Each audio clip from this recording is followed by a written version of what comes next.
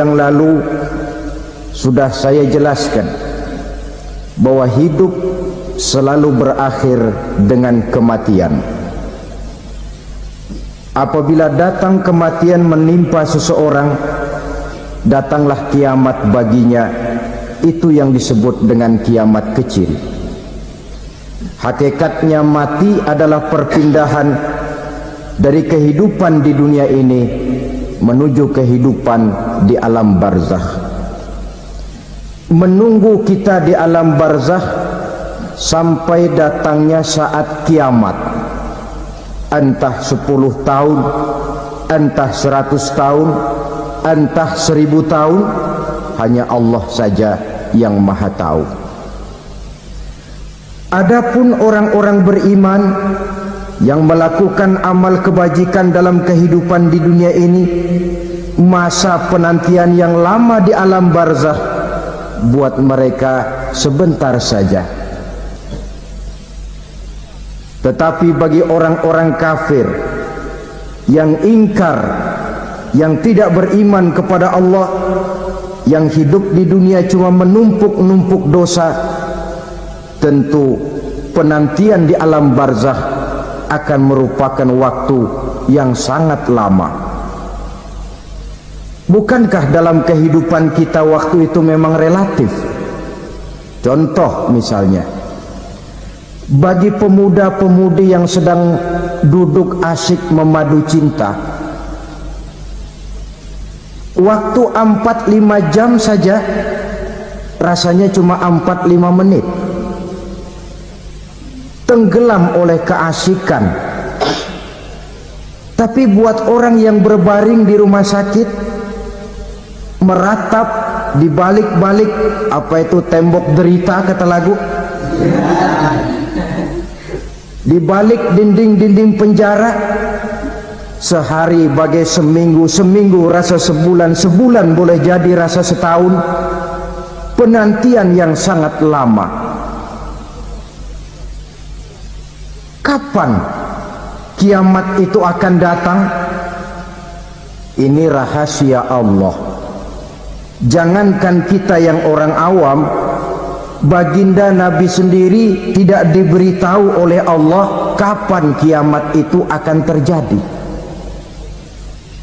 Tetapi sungguh pun demikian, banyak hadis-hadis yang menjelaskan ciri atau tanda-tanda datangnya kiamat. Nah, kalau sudah bicara soal tanda kiamat itu ada dua. Pertama yang disebut alamatus sughra, tanda-tanda kecil. Ini waktunya masih ada tenggang. Ada yang dinamakan alamatul kubra, tanda-tanda besar, artinya kiamat sudah diambang pintu. Apa tanda-tanda kecil dari datangnya hari kiamat itu? Misalnya kata Nabi, apabila ilmu sudah diangkat oleh Allah, artinya apabila ulama sudah banyak wafat, minat orang belajar agama berkurang, lalu kebodohan nampak merajalela di mana-mana, zina dikerjakan secara terbuka, minuman-minuman keras jadi kebanggaan, itu termasuk di antara tanda-tanda kecil terjadinya hari kiamat. Apalagi misalnya iza waladatil ammatu rabbataha, apabila budak sudah melahirkan tuan. Apa maksudnya? Ada yang mentafsirkan apabila anak sudah bisa membudaki orang tuanya. Orang tua yang melahirkan dia, yang membesarkan dia, demi setelah si anak besar jadi orang berpangkat, bertitel, berharta, berkedudukan, jadilah orang tua itu budaknya. Sehingga sering dibilang kalau orang tua kaya, anak jadi raja. Tapi kalau anak yang kaya, orang tua sering jadi budak. Apalagi munculnya fitnah yang bergelombang, timbul perang antara dua bangsa yang besar, waktu berjalan terasa sangat pendek sekali. Itu merupakan tanda di antara tanda-tanda kiamat. Termasuk di dalamnya sulit membedakan mana laki, mana perempuan. Kan kalau tanda-tanda kayak begini sekarang sudah banyak kita lihat kan. Ulama banyak wafat, penggantinya sulit. Zina dikerjakan berterang-terangan, minuman keras jadi kebanggaan, banyak anak membudaki orang tuanya, sulit membedakan mana laki mana perempuan. Kadang-kadang dari belakang kita lihat perempuan bener, begitu kita colek nengok jenggotan.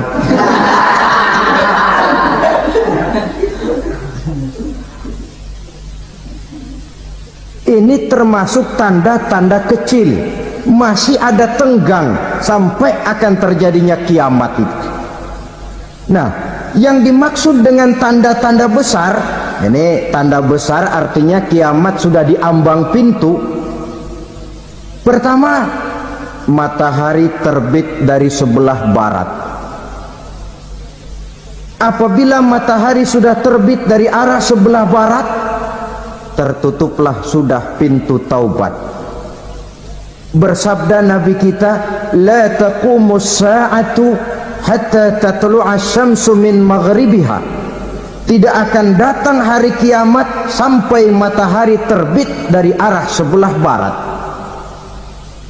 Fa iza tala'at, manakala matahari telah terbit dari arah sebelah barat, wara'ahan nasu, manusia banyak menyaksikan itu, amanu ajma'un, mereka pun lalu beriman. Yang tadinya kafir, yang tadinya ingkar, yang tadinya membangkang, setelah melihat matahari terbit dari sebelah barat, buru-buru beriman, berlomba-lomba mengucap dua kalimat syahadat. Tapi apa yang terjadi? Kata Nabi, wadzalika hina la yanfa'u nafsan imanuha lam takun amanat min qabl. Hari itu adalah hari yang iman sudah tidak berguna lagi bagi seseorang apabila sebelumnya memang dia tidak pernah beriman. Au kasabat fi imaniha khaira, atau beriman tetapi tidak pernah melakukan kebajikan di dalam keimanannya itu. Hari yang sudah kasib, hari yang sudah terlambat, beriman tidak akan ada gunanya lagi. Ini pelajaran buat kita. Sebelum sang surya terbit dari sebelah barat, sebelum nafas sampai di tenggorokan, artinya pintu taubat masih terbuka. Kalau dua hal itu sudah terwujud, nafas sudah sampai di kerongkongan atau matahari sudah terbit dari arah sebelah barat, tertutuplah sudah pintu taubat. Tak ada lagi gunanya pangkat, jabatan, harta, bahkan beriman pun dalam suasana macam itu too late, kata orang Kulon. Sudah terlambat. Matahari terbit dari arah sebelah barat, itu tanda besar, artinya kiamat sudah di ambang pintu. Lalu apalagi tanda besar? Munculnya Dajjal.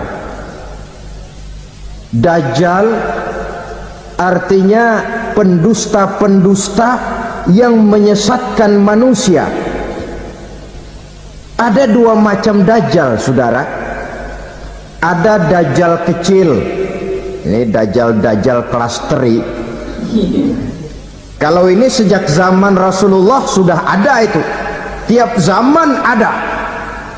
Di zaman Rasulullah misalnya ada yang bernama Aswad al-Unsi dari Yaman, ada yang namanya Musailamah al-Kazzab dari Yamama, ada yang namanya Ibnu Sayyad dari Madinah. Ini Dajjal di zaman Rasul. Musailamatul Kazzab memproklamirkan diri jadi nabi, dia di zaman Rasul masih hidup. Ini Dajjal zaman Nabi. Di zaman sahabat muncul Dajjal. Di zaman kita sekarang ini Dajjal pun gentayangan. Dajjal kelas teri. Kerjanya mendustakan manusia, menyesatkan manusia, memalingkan manusia dari jalan yang benar dan diridhoi oleh Allah Subhanahu wa taala. Adapun yang merupakan tanda besar dari datangnya kiamat, dajjal-dajjal kelas kakap, pembohong-pembohong besar yang menyesatkan masyarakat manusia berpaling dari jalan Allah mengikuti jalan mereka. Apa sih ciri dajjal itu? Kata Nabi dalam hadis Bukhari Muslim, innad dajjala, sesungguhnya yang namanya dajjal itu yakhruju, satu saat akan muncul mendekati hari kiamat, wa inna ma'ahu ma'an, si dajjal ini membawa air, wa naran, dan juga membawa api. Dua simbol, di tangan yang satu dia bawa air, di tangan yang satu dia bawa api. Wa ammal ladzi yarahu an-nasu ma'an fanarun, adapun yang orang banyak lihat air, hakikatnya adalah api. Yang dilihat api, hakikatnya adalah air. Oleh sebab itu, kalau api yang ditawarkan, ambillah air. Kalau air yang ditawarkan, pilihlah api. Maksudnya apa ini? Ini bahasa simbol, saudara-saudara. Dajjal bicaranya seolah-olah untuk kepentingan manusia, menawarkan surga. Surga yang dia tawarkan hakikatnya neraka. Hai manusia, kalau kau mau bahagia, jangan dekat-dekat dengan agama. Solat itu tidak efektif dan efisien, tidak produktif dari segi ekonomi itu. Menghadiri majelis taklim cuma buang-buang waktu. Tahajud, tasbih, tahlil, baca Quran, apa itu? Pekerjaan mubazir saja. Hidup ini cuma sekali, masa yang cuma sekali, manfaatkan dengan sebaik-baiknya. Mumpung, dibawanya sifat mumpung, tetapi dalam pengertian yang sangat negatif. Bicaranya seolah-olah untuk kepentingan manusia, tetapi sebenarnya menjerumuskan manusia. Menawarkan air, tapi sebenarnya api. Menawarkan api, tapi hakikatnya air. Buat apa kamu sholat? Buat apa kamu bayar zakat? Buat apa kamu puasa? Surga yang dicanangkan dajjal, hakikatnya neraka. Neraka yang digambarkan dajjal, pada dasarnya adalah surga. Jadi memutarbalikkan fakta itu kerjaan dajjal. Yang hak jadi batil, yang batil dibilang hak, yang benar jadi salah, yang salah malah jadi benar. Tuntunan disuruh jadi tontonan, tontonan malah menjadi tuntunan. Itu pekerjaan dajjal profesinya. Zamannya Nabi Adam, dajjalnya kan iblis. Betul? Betul. Apa sih gang kerayuan iblis itu? Allah setelah menciptakan Nabi Adam kan bilang, Adam, kau dan istrimu Hawa tinggal di surga ini. Seluruh fasilitas yang ada di surga persilahkan kau nikmati. Satu yang tidak boleh, jangan coba-coba dekati pohon khuldi. Dekat saja jangan, apalagi sampai memetiknya. Datang dajjal yang namanya iblis ini. Adam, kamu tahu nggak kenapa tidak boleh makan buah khuldi? Ya nggak tahu, pokoknya saya dilarang. Bodoh kamu Dam. Khuldun artinya kekal. Kalau kamu makan itu buah, kau akan kekal di surga buat selamanya. Allah tidak kepengen, maka dilarang kamu makan buah khuldi. Kalau kau ingin kekal di surga Adam, makan saja. Saya bicara begini ini untuk kepentingan kamu Adam. Ini kan ciri-ciri dajjal. Bicaranya sih seolah-olah untuk kepentingan Nabi Adam, hakikat sebenarnya menjerumuskan Nabi Adam supaya ingkar dan melanggar larangan dari Allah Subhanahu wa ta'ala. Jadi setelah muncul dajjal, timbul kekacauan-kekacauan di masyarakat. Banyak yang terpengaruh, terpedaya dan terpesona, termasuk mereka yang memproklamirkan diri jadi nabi. mereka yang memproklamirkan diri jadi rasul di zaman sesudah Rasulullah wafat, itu adalah dajjal-dajjal. Maka saya ingatkan, kalau di zaman kita sekarang ini ada orang ngaku jadi nabi, ada orang ngaku jadi rasul, biar bahasa Arabnya kental, Quran hafal, hadis ribuan hadis hafal, biar pakai serban sampai menyengser ke tanah, bahasa Arabnya fasih, tapi dia mengaku jadi nabi, jadi rasul, kita umat Islam wajib tidak percaya, wajib untuk tidak percaya. Itulah dajjal-dajjal zaman kita sekarang ini. Tidak mustahil mereka datang mempengaruhi orang-orang awam supaya berpaling dari Rasulullah, mengikuti mereka. Nah, di akhir zaman nanti mendekati hari kiamat, dajjal ini muncul, dajjal kelas kakap, menyesatkan masyarakat manusia untuk berpaling dari Islam, mengikuti seruan mereka. Apalagi di antara datangnya kiamat itu, tanda yang besar itu, turunnya Nabiullah Isa Al-Masih putra Maryam. Menurut berbagai hadis yang sahih, Nabi Isa Al-Masih nanti akan turun lagi, tidak membawa risalah yang baru, tapi meluruskan risalah Islam ini yang telah banyak ditinggalkan oleh masyarakat. Bahkan ada hadis menjelaskan beliau akan membunuh Nabi, mematahkan kayu-kayu salib, lalu melaksanakan haji dan umrah mengikuti syariat Nabi Muhammad, bukan membawa agama baru,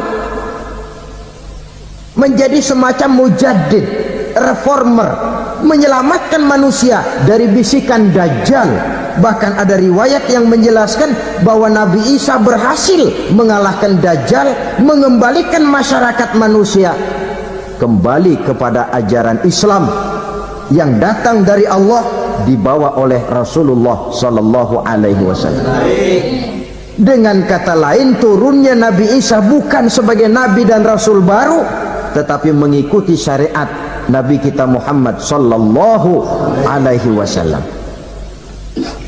Saudara hadirin, ibu-ibu hadirat yang saya hormati, kemudian apalagi di antara tanda-tanda besar akan datangnya kiamat itu?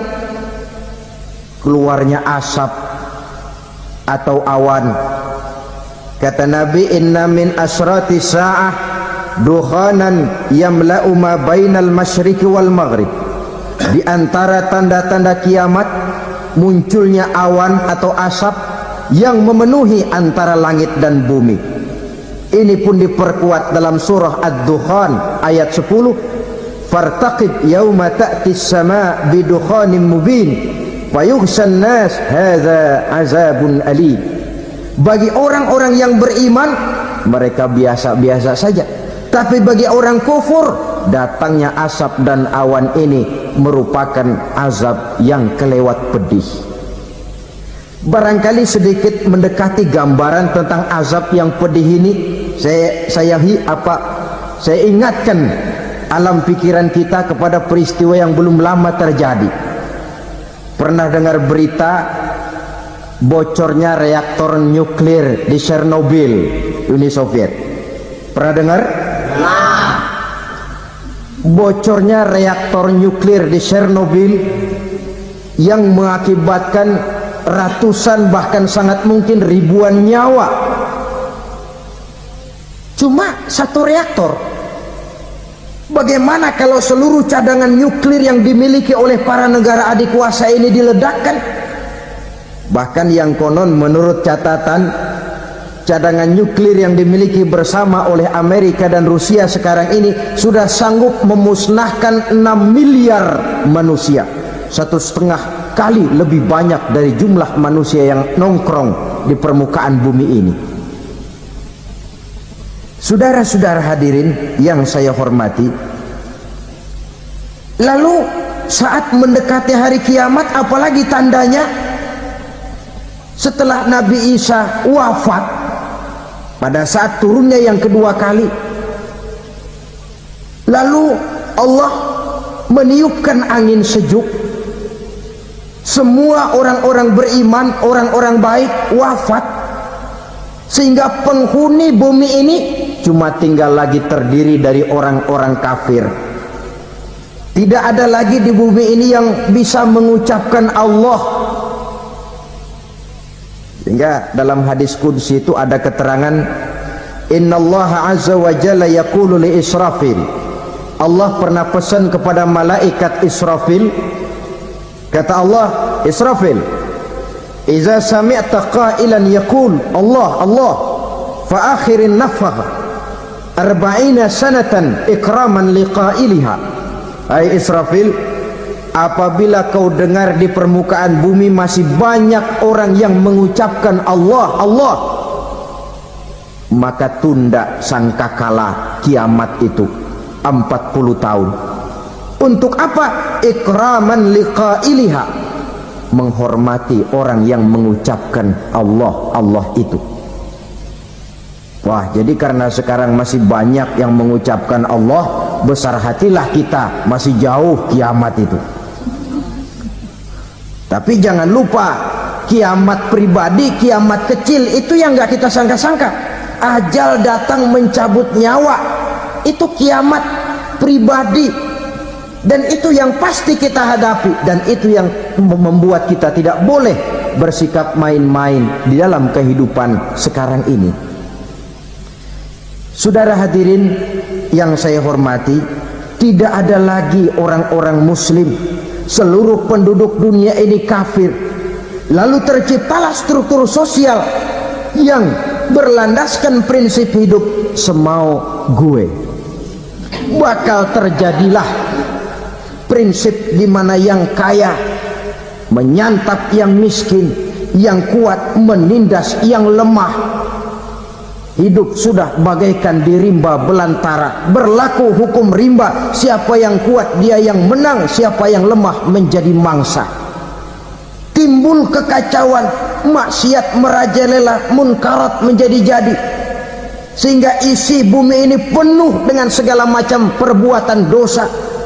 Tidak ada perlunya lagi alam diperpanjang temponya.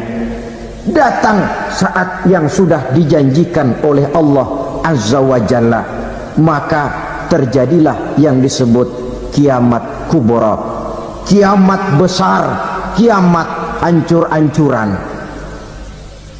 Bagaimana kejadian ini dimulai? Dalam surah Az-Zumar ayat 68, Allah subhanahu wa ta'ala berfirman, wa nufikha fis suri fasa'iqa man fis samawati wa man fil ardi illa man sya'allahu. Maka manakala ditiuplah sangkakala, terkejutlah seluruh yang ada di langit dan seluruh yang ada di bumi. Bila saat kiamat datang, Allah perintah malaikat Israfil, Israfil, tiup sangkakalamu. Ditiuplah sangkakala oleh malaikat Israfil. Yang akibat daripada tiupan itu, seluruh yang ada di langit, seluruh yang ada di permukaan bumi terkejut. Yang ada di langit siapa? Malaikat kan. Bayangin aja kalau malaikat kaget, apalagi kita. Terkejut seluruh makhluk yang ada di bumi, yang ada di langit mendengar suara sangkakala itu. Bunyinya tidak sanggup kita bayangkan dahsyatnya. Ledakan nuklir, ledakan neutron, belum apa-apa ketimbang bunyi sangkakala malaikat Israfil ini. Nah, lalu mendengar bunyi sangkakala ini, gemparlah makhluk, kacaulah alam. Bumi gempa, planet-planet bertabrakan, gunung meletus, air laut tumpah ke darat, angin topan bertiup, halilintar menyambar. Lalu semua yang bernama hidup mati total. Mati bareng tanpa persiapan. La haula wala quwwata illa billah. Saya kadang-kadang dalam tafakur bermohon, ya Allah, mudah-mudahan saya nggak nemuin kiamat beneran. Ngeri, nggak bisa kita bayangkan macam apa suasana seperti itu. Allah saja banyak memberikan gambaran, misalnya al-qari'ah wa mal qari'ah wa ma adraka mal qari'ah, kejadian yang menggemparkan. Tahukah kamu apa kejadian yang menggemparkan itu? Yauma yakunun nasu kal farasil mabsus wa takunul jibalu kal ihnil manfus. Pada saat itu manusia berterbangan bagai kupu-kupu, gunung berterbangan seperti kapas ditiup angin. Gunung saja macam kapas, konon lagi manusia. Kematian total, mulai semut sampai gajah mati, jin mati, iblis mati, malaikat mati. Malaikat saja mati. Saudara hadirin yang saya hormati, kematian total yang tanpa persiapan. Orang bilang, Pak, kalau mati bareng begitu yang repot malaikat maut dong ya, cabut sana, cabut sini. Itu kalau menurut logika kita, mestinya begitu menurut logika. Tapi logika juga yang bilang nggak perlu serepot itu. Sebab untuk mematikan listrik di wilayah DKI, di wilayah Jakarta, nggak perlu tiap rumah didatengin matiin, ya lama. Cukup dari kantor pusatnya saja PLN, tekan satu tombol, gelaplah seluruh Jakarta. Saudara hadirin yang saya hormati, kematian total. Lalu setelah kematian total, planet-planet juga mati, dalam arti tidak bergerak dan beredar. Angin mati, dalam arti tidak bertiup. Air mati, dalam arti tidak ada riak gelombang. Pokoknya semua mati. Kullu nafsin za'iqatul maut, semua yang bernafas mati. Dalam ayat lain, kullu man 'alaiha fan, semua yang ada di permukaan bumi fana, yang kekal cuma Allah Subhanahu wa ta'ala. Yang paling belakang mati malaikat maut dan malaikat Israfil, tapi mati juga sesuai dengan janji Allah. Menurut hadis Bukhari Muslim dari Abi Hurairah, masa tenggang waktu antara kematian total pada tiupan sangkakala pertama dengan proses kebangkitan pada tiupan sangkakala kedua 40 lamanya.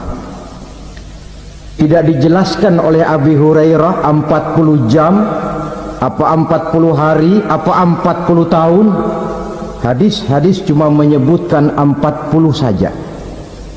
Sunyi alam, yang tinggal cuma Allah saja lagi. Ketika itu Allah berseru-seru, katanya, limanil mulkul yauma, siapa para penguasa hari ini? Mana itu raja-raja dan penguasa yang dulu mengaku jadi Tuhan? Fir'aun, mana Fir'aun sekarang?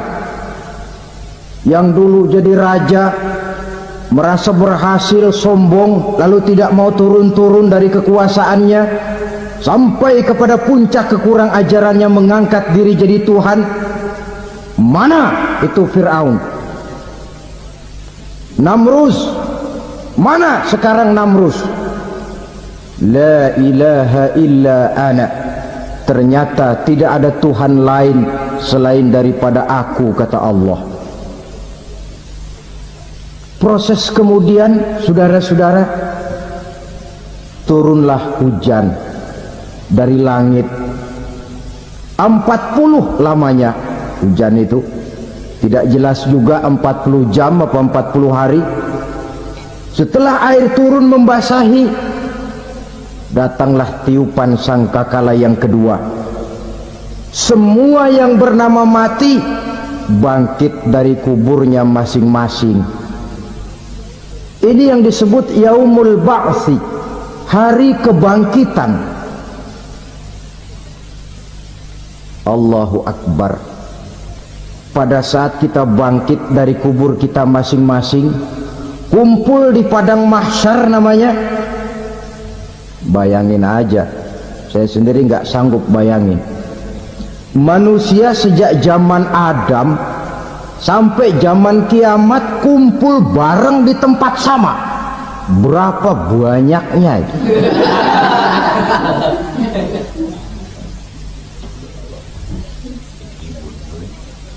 Dan yang luar biasa menurut satu riwayat, pada saat bangkit itu, Masya Allah, roman muka kita berubah,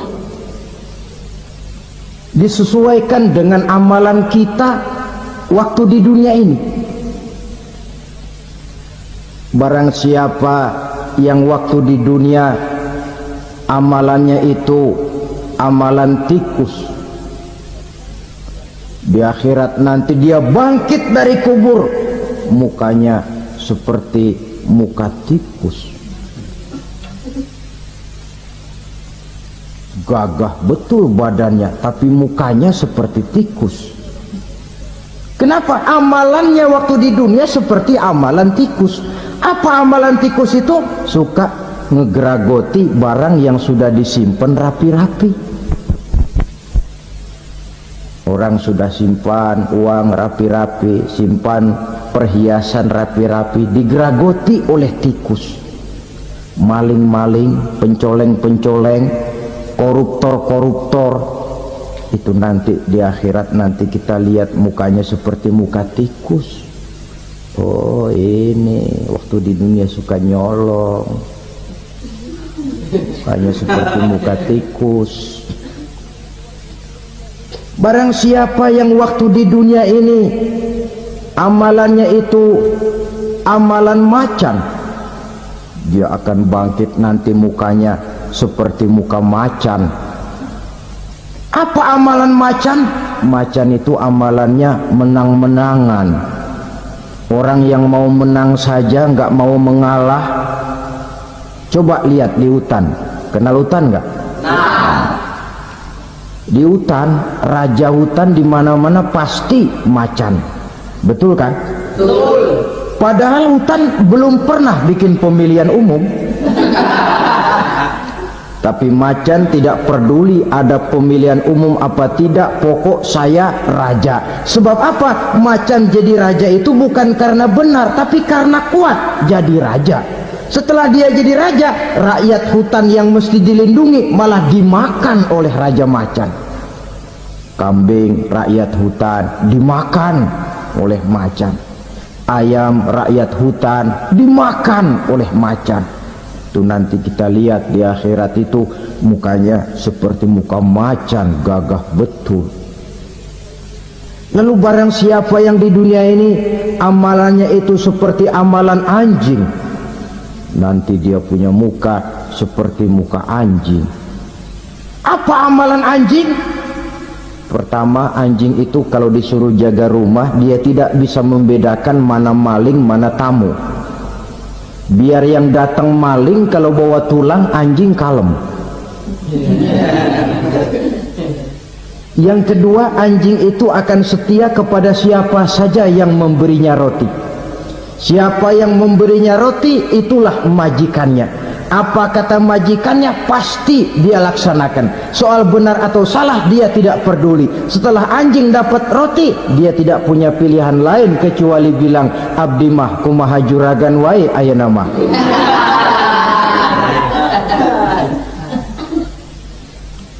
Saudara hadirin yang saya hormati, berkumpul di padang mahsyar, tiap orang sibuk dengan persoalannya masing-masing. Matahari waktu itu didekatkan oleh Allah, panas luar biasa.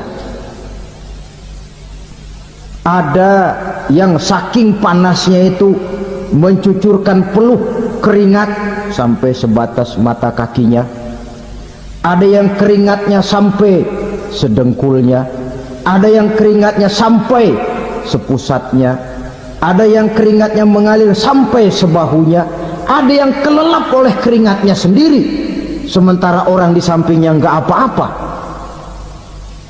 Bergantung lagi amalan dia waktu di dunia ini. Saudara-saudara, sebagian orang dalam kepanikan padang mahsyar berombong-rombong datang mereka menghadap Nabi Adam. Ya Adam, anta abal bashar. Hai Adam, Tuhan adalah bapak moyang manusia. Kami sebentar lagi akan disidang, dimintakan pertanggungan jawab. Tolonglah kami, hai Adam. Kata Nabi Adam, jangankan nolongin sampean, saya sendiri tanggung jawab di hadapan Allah. Ketika dulu tidak boleh makan khuldi, saya serobot. Sudahlah, urus diri masing-masing saja, nafsi. Begitu kata Nabi Nuh, begitu kata Nabi Ibrahim. Tiap orang bertanggung jawab sendiri-sendiri. Ketika itulah saudara-saudara, nikmatnya menjadi umat Nabi besar Muhammad sallallahu alaihi wasallam. Sebab apa? Walaupun menurut abjad kita ini umat paling belakang, kan paling belakang kita ini toh, karena Nabi Muhammad adalah Nabi akhir, tapi akan dihisap lebih dulu, lewat di atas sirat lebih dulu, masuk surga lebih dahulu ketimbang umat-umat belakangan. Ketika Rasul mendekati ajal, beliau tanyakan itu kepada malaikat Jibril. Malaikat Jibril berkata, Muhammad, jangan khawatir, Allah sudah berjanji, inni haramtul jannata ala sairil anbiya hatta tadkhulaha anta, wa haramtuha ala sairil umami hatta tadkhulaha ummatuka. Surga aku haramkan buat seluruh nabi kecuali kalau engkau Muhammad sudah masuk ke dalamnya, dan surga aku haramkan buat seluruh umat kecuali kalau umatmu Muhammad sudah masuk ke dalamnya. Logikanya, walaupun menurut abjad kita umat paling belakang, bakal dihisap paling dulu, lewat di atas sirat paling dulu, masuk surga paling dulu, kalau mampir ke neraka juga paling dulu. Ya resiko. Jangan mau enaknya aja paling dulu. Saudara hadirin yang saya hormati, setelah masa kebangkitan itu jangan dikira begitu bangkit langsung diperiksa, masih menunggu menanti ribuan tahun perhitungan padang mahsyar untuk sampai kepada proses yang disebut yaumul hisab, hari perhitungan. Seorang demi seorang bakal dipanggil. Bayangkan saja, kita se-RT saja di absen, kadang-kadang perlu waktu lama. Ini manusia sejak zaman Nabi Adam sampai datang hari kiamat, satu demi satu disidang di hadapan Qadhi Rabbul Jalil. Status sosial copot sudah waktu itu. Yang pernah jadi hartawan di situ tidak lagi kelihatan kehartawanannya. Yang pernah jadi jenderal tidak lagi dipanggil jenderalnya, yang ustadz tidak lagi dipanggil al-mukarramnya. Seluruh status sosial selesai. Dipanggillah kita seorang demi seorang menghadap Qadhi Rabbul Jalil. Bagaimana proses penghisaban itu? Pertama, proses tanya jawab. Di antaranya ada hadis menyatakan, lan tazula qadama 'abdin yaumal qiyamah hatta yus'ala an arba'i khisalin. Besok di hari kiamat tidak akan bergeser telapak kaki seorang hamba sampai dia ditanya lebih dulu tentang 4 persoalan. Tentang ilmunya, kemana ilmu itu diamalkan. Tentang umurnya, di mana umur itu dihabiskan. Tentang masa mudanya, kemana masa muda itu dipakai. Tentang hartanya, dari mana harta itu didapat dan kemana harta itu dibelanjakan. Ini termasuk proses tanya jawab. Jadi kalau istilah pengadilan dunia, nama Fulan bin Fulan. Kamu waktu di dunia diberikan umur panjang untuk apa? Pernah mengalami masa muda, kemana kau habiskan masa remajamu? Kau diamanahkan ilmu, dengan apa ilmumu kau amalkan? Kau diberikan harta, dari mana harta kau dapat, kemana kau belanjakan? Tak seorang pun yang bisa mungkir. Sebab apa? Dikala itu yang menjadi saksi bukan orang, yang menjadi saksi adalah seluruh anggota badan kita. Tangan bicara, kaki jadi saksi terhadap seluruh amalan yang pernah kita kerjakan pada saat kehidupan di alam dunia ini. Selesai proses tanya jawab, lalu diperlihatkan buku catatan kita waktu hidup di dunia ini. Jangan lupa Allah itu menyiapkan 2 superkomputer kepada kita, sebelah ditempelin sebelah kanan, yang sebelah tempelin di sebelah kiri. Komputer itu namanya Raqib dan Atid, 2 malaikat yang apabila baik kita lakukan, refleks saja akan menulis kebajikan kita. Jahat kita kerjakan, akan tertulis. Catatan itu nanti diperlihatkan kepada kita. Waduh, alangkah malunya pada saat diperlihatkan catatan kita, buku rapot kita merah melulu. Barangkali diperiksa sambil diomelin, brengsek lo. Buku merah melulu begini, bagaimana waktu hidup di dunia? Tidak cukup diperlihatkan buku catatan kehidupan, rekaman kehidupan. Rekaman kehidupan kita secara utuh sejak terlahir sampai ajal datang merenggut nyawa. Barangkali mirip dengan video sekarang ini, di mana terekam dengan baik seluruh kegiatan kita sejak yang sekecil-kecilnya sampai kepada yang sebesar-besarnya. Untuk kemudian kita pun menerima balasan. In khairan fa khairun wa in syarran fa syarrun. Kalau baik ya baik balasannya, kalau jahat ya jahat juga balasannya. Catatan-catatan kita diberikan. Kalau banyak kebajikannya diberikan di tangan kanan dengan cara yang halus. Kalau banyak kejahatannya diberikan dari sebelah kiri atau dilempar dari belakang. Itulah sebabnya sejak di dunia ini kita sudah mohon kepada Allah, ketika berwudu membasuh tangan kanan, apa kita bilang? Allahumma a'tini kitabi biyamini wa hasibni hisaban yasira.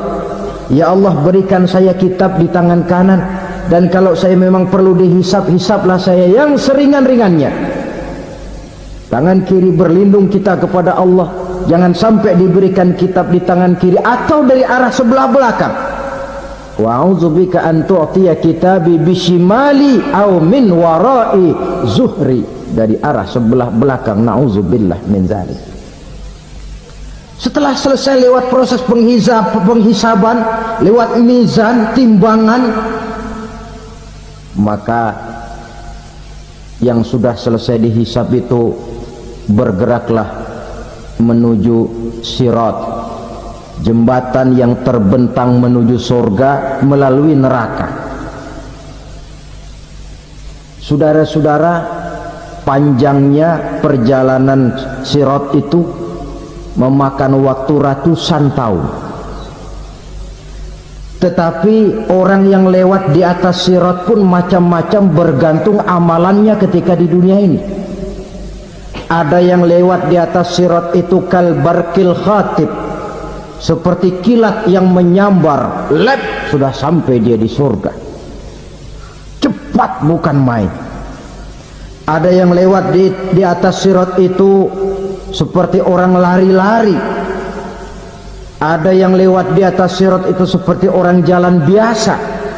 Ada yang sambil merangkak, ada yang sambil ngesor, ada yang sambil gelayutan, ada yang selamat sampai ke ujung ke surga, ada yang tergelincir jatuh masuk ke dalam neraka, bergantung amalannya dalam kehidupan di dunia sekarang ini.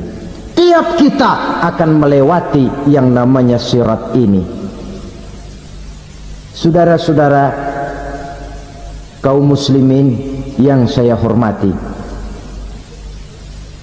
dengan demikian mereka yang selamat melalui sirat sampai ke terminal akhir surga, mereka yang ketika dihisab ternyata banyak kejahatannya daripada kebaikannya, mereka singgah di dalam neraka.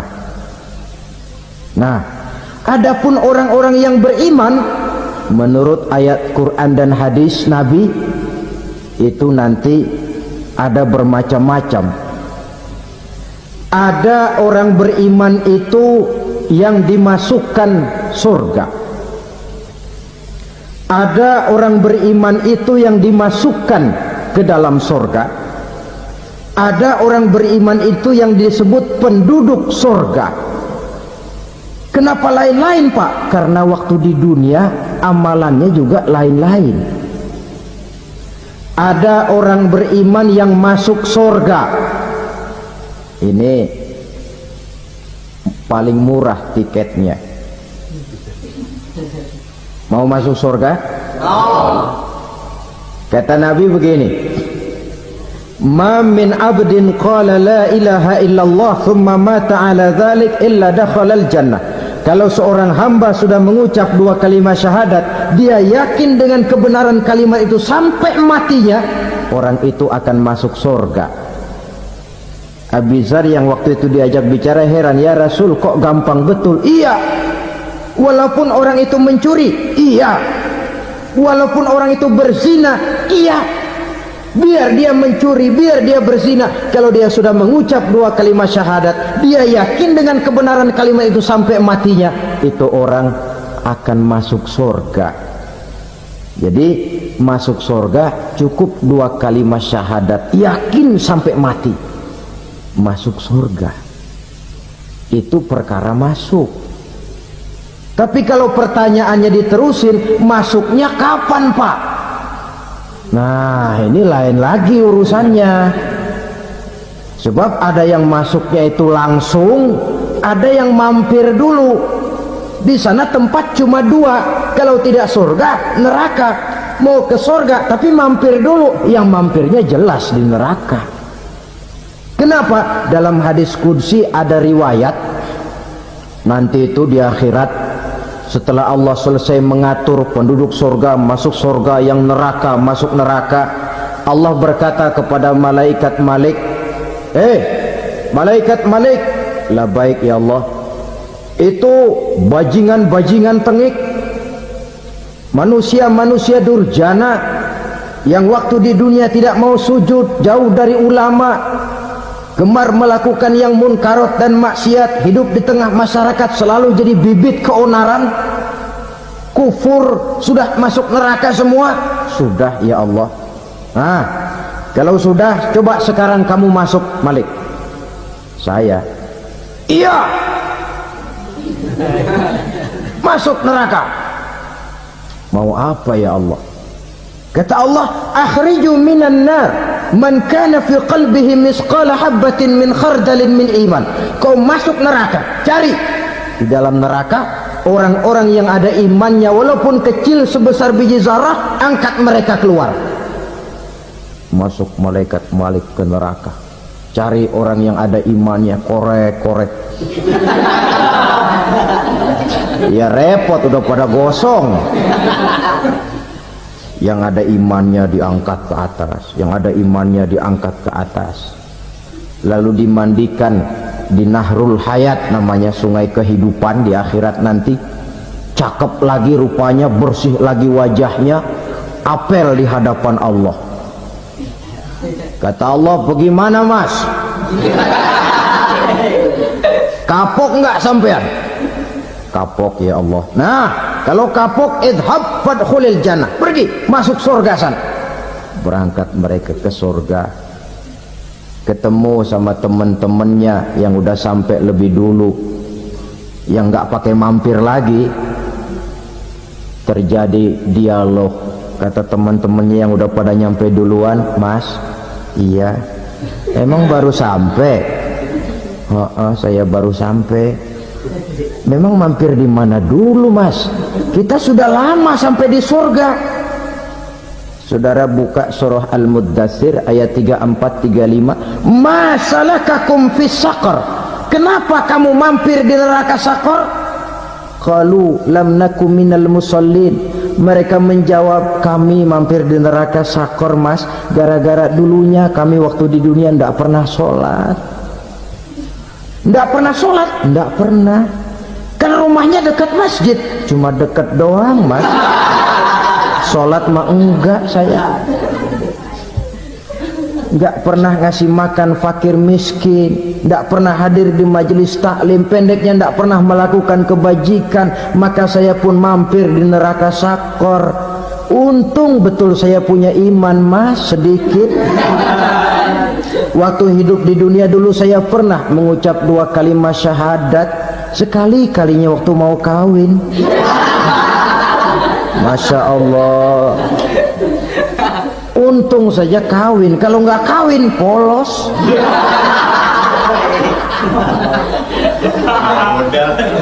Itu juga pengulu sudah setengah mati ngajarin. Asyhadu alla, asyaduaan, asyaduaan.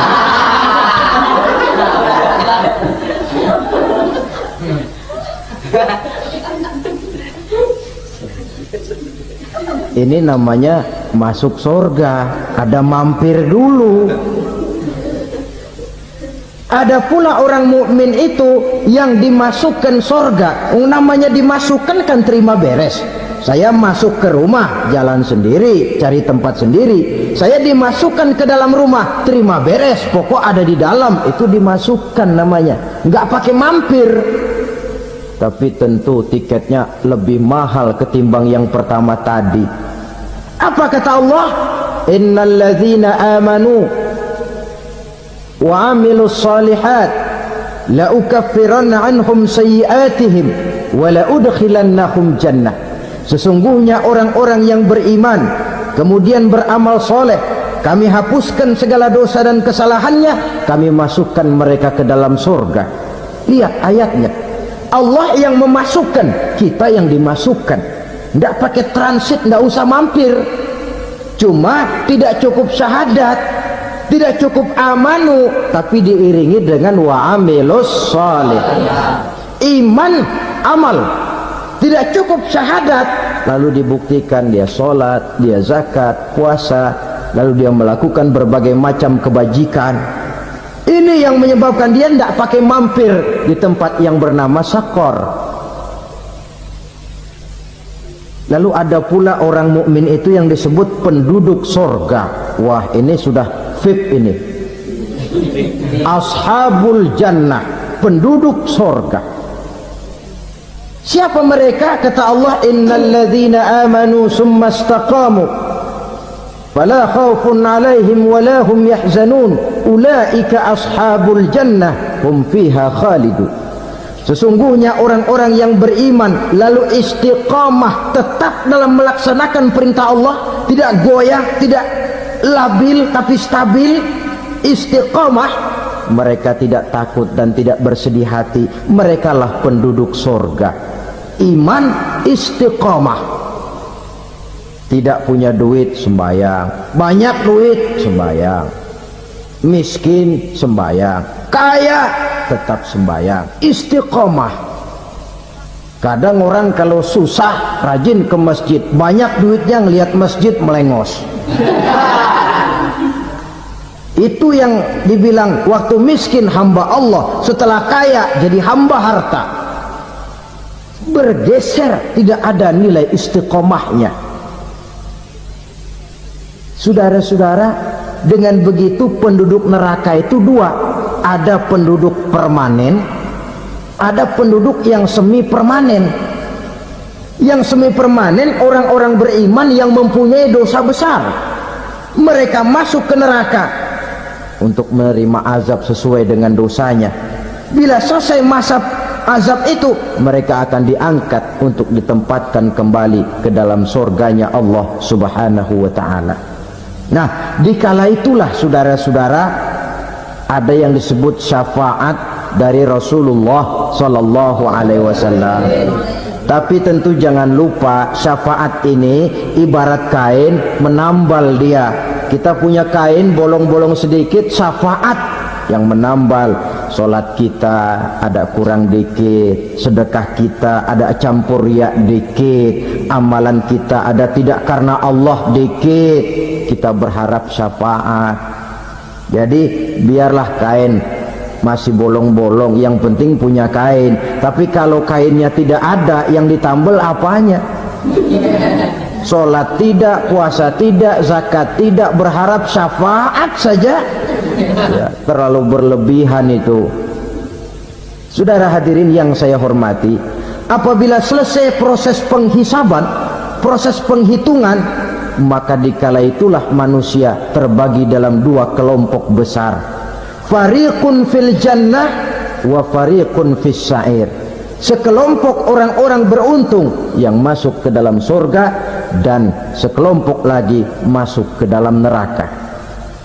Akan memakan waktu untuk menceritakan sifat surga dan neraka, tapi insya Allah pada kesempatan pertemuan lain saya sampaikan. Namun sebagai gambaran umum cukuplah saya sampaikan sebuah hadis qudsi. Allah jelaskan, a'dadtu li'ibadiyas salihin ma la aynun ra'at wa la uzunun sami'at wa la khatara fi qalbil bashar.